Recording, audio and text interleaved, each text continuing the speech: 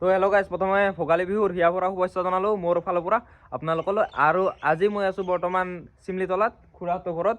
আৰু আজি চিমলিতলাৰ পৰা এটা ৱৰ্ল্ড ৰেকৰ্ড হ'বলৈ গৈ আছে, কাৰণ আজি ভোগালী বিহু উপলক্ষে এটা জাপি তৈয়াৰ কৰা হৈছে, যিটো পৃথিৱীৰ ভিতৰত সকলোতকৈ ডাঙৰ জাপি।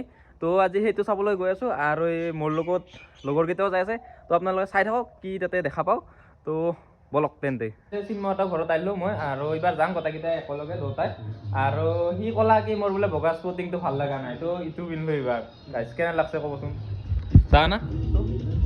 তো এইবাৰ আমি ভিতৰত যাওঁ আৰু কি কি হৈছে চব দেখাই আছোঁ। বাকী মোৰ লগৰগিলাও আছে, চাব পাৰে। চিন্ময় কি কবি? বাকী এইখন গেট চাই লওক, ফাৰ্ষ্ট গেট।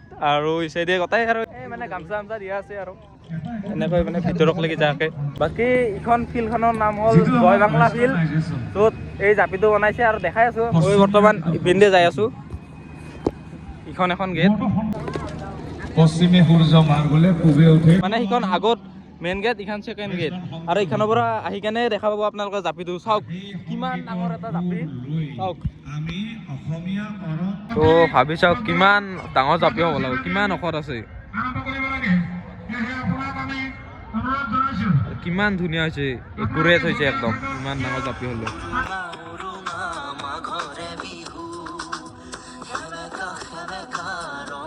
কি এটা বস্তু চাওকচোন আপোনালোকে, এই চাওক জাপিটোৰ তলত কিমান বাঁহ, প্ৰায় বোলে 600ডাল মান বাঁহ গৈছে তলত বানাংতে। তো কিমান কষ্ট কৰি এইটো উঠাইছে, আমি সুধবা ট্ৰাই কৰিম। তো চাই থাকো আপোনালোকে। আৰু এইবাৰ এনেকে কি কি বনাইছে চব দেখাই আছো লাহে লাহে। বাকী ইপিনে চাব পাৰে, ইপিনে আৰু এটা জাপি, ইপিনে এটা মেজি। কি ধুনীয়া এটা পৰিৱেশ। আৰু এইবিলাক চবেই আজি মেখেলা চাদৰ পিন্ধি আহিছে। এই চাইডে আমাৰ পুনম আছে।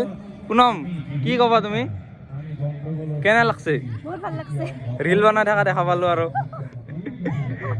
কৈ দি। বাকী জাপিটো চাইছা নাই? বহুত ভাল লাগছে, বিশ্বৰ ভিতৰত প্ৰথম। চাব পাৰে, চাওক না পৰিৱেশ। বাকী চাইডে ধনমনি কি ক'বা তুমি, কেনে লাগছে আজি পুৰা মেখেলা চাদৰ অসমীয়া ড্ৰেছ পিন্ধি?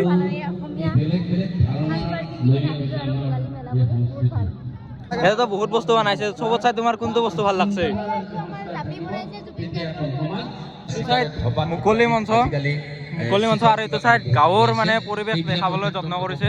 সৰু সৰু ঘৰ বনাইছে, সেইদে নাদো এটা আছে তাতে। আৰু এই চাইডে খালৈ জাকে তাকে গোটেইখিনি আছে, তামোলো পুতি দিছে, তুলসী গছ।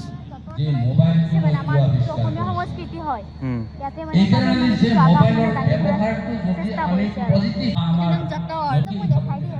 দে দেখাই দিছোন।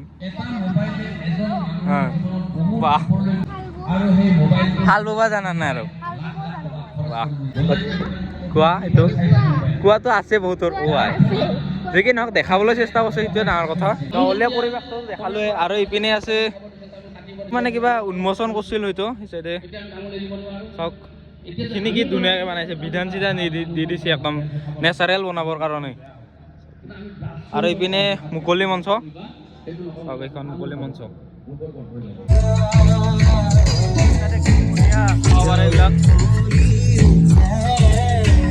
চবত চাই মোৰ যে ভাল লাগছে ইয়াতে এটা বস্তু, ইহঁতে নিজৰ স্থান নিজে বাছি লৈছে।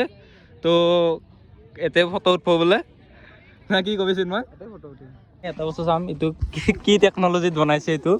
ইয়াৰ ভিতৰত ভাই চাওক না, সঁচাই চিৰিয়াছলি কৈছোঁ গাইছ, বহুত ধুনীয়া দেই, বহুত ধুনীয়াকৈ বনাইছে। আৰু বহুত দিন ৰাতি কষ্ট কৰি মানুহগিলাই বনাইছে। চিন্ময় কি কবি?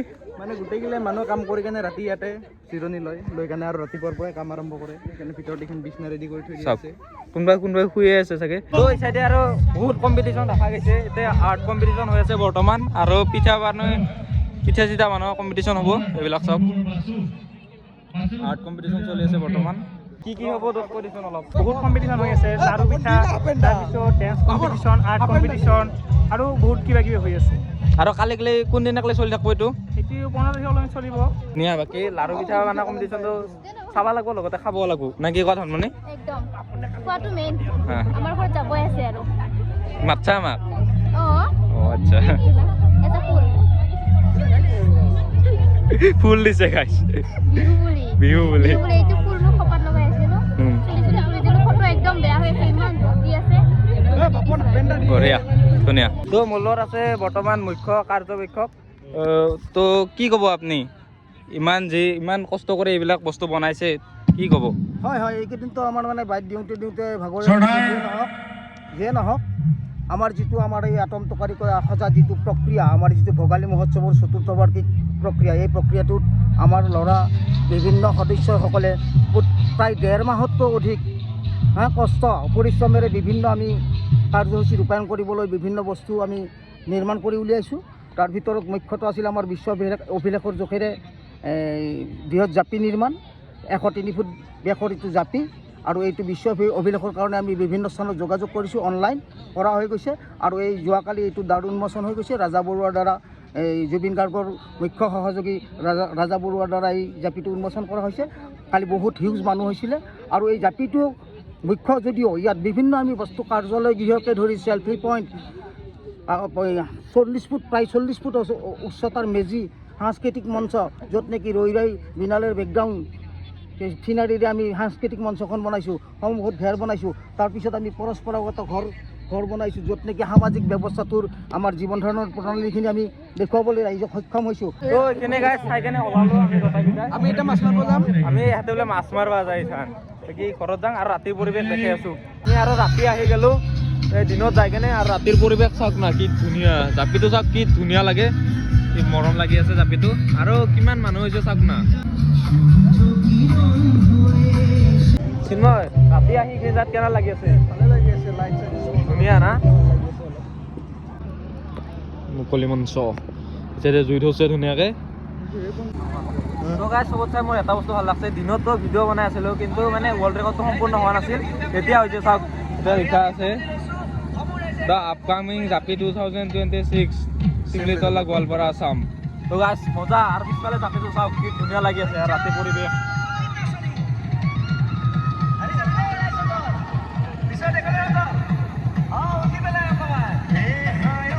আৰু গাইজ চিমলিতলাৰ বাবে বহুত গৌৰৱৰ কথা ইমান ডাঙৰ এটা ৰেকৰ্ড বনাইছে তো বহুত ভাল লাগিল আৰু আজিৰ ভিডিঅ'টো ইয়াতে সমাপ্ত কৰিলোঁ তো টাটা বাই বাই